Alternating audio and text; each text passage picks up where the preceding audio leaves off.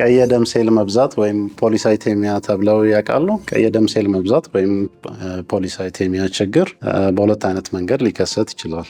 አንደኛው ከመቅኔ የሚነሳ የቀይ የደም ሴል በብዛት መመረት ሲሆን፣ ሌላኛው ደግሞ በሰውነታችን ውስጥ በተለያየ ምክንያት የኦክሲጅን እጥረት ሲከሰት ቀይ የደም ሴል በብዛት በሚመረትበት ጊዜ የሚከሰት ችግር ነው። የመጀመሪያው የቀይ የደም ሴል የካንሰር አይነት ሲሆን ፖሊሳይቴሚያ ቬራ በመባል ይታወቃል። ሁለተኛው አይነት የቀይ የደም ሴል መጨመር ችግር በተለያዩ ህመሞች ምክንያት ሊከሰት ይችላል። እነዚህም ረጅም ጊዜ የቆየ የሳምባ ችግር፣ ለምሳሌ እንደ አስም አይነት፣ ከዚህ በፊት የቲቢ ህክምና ያላቸው ሰዎች፣ የሳምባ ላይ ጠባሳ ሲኖር፣ እንዲሁም የረጅም ጊዜ የቆየ የልብ ችግር ሲኖር፣ እንዲሁም በእንቅልፍ ጊዜ የረጅም ሰዓት የማንኮራፋት ሲኖር፣ አንዳንዴም ተራራማ አካባቢ ላይ የሚኖሩ ሰዎች ሰውነታቸው ውስጥ የኦክሲጅን እጥረት ስለሚከሰት ይህንን ያነሰ ኦክሲጅን እጥረት ለማካካስ ሰውነታችን ቀይ የደም ሴልን በብዛት ሊያመርት ይችላል። የቀይ የደም ሴል መብዛት እንዴት ይታወቃል?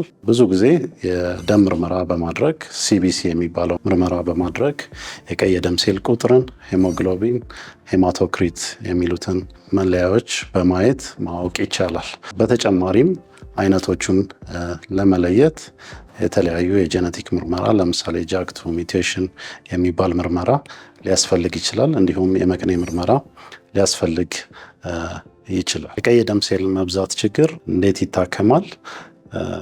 በዋናነት እንደ ችግሩ ህክምናውም ሊለያይ ይችላል። የመጀመሪያው አይነት የቀይ የደም ሴል መብዛት ችግር ወይም ፖሊሳይቴሚያ ቬራ የሚታከመው ብዙ ጊዜ ደምን በመቅዳት ወይም ፍሌቦቶሚ የሚባል ህክምና በመስጠት መታከም ይችላል። በተጨማሪም ቀይ የደም ሴልን የሚቀንሱ መድኃኒቶች ለምሳሌ ሃይድሮክሲዩሪያ በመስጠት መታከም ይችላል። በተጨማሪ ቀይ የደም ሴል በሚጨምርበት ጊዜ የጎንዮሽ ጉዳቱ ደም መርጋት ሊያመጣ ስለሚችል ደም መርጋትን ለመከላከል አስፕሪን የተባለ መድኃኒት በመጠቀም ሊታከም ይችላል። ሁለተኛው አይነት የቀይ የደም ሴል ችግሮች ግን በተለያዩ አይነት ህመሞች ስለሚመጡ በዋናነት ቀይ የደም ሴል መብዛቱን የምናክመው ዋና ችግሮችን በማከም ሊስተካከል ይችላል።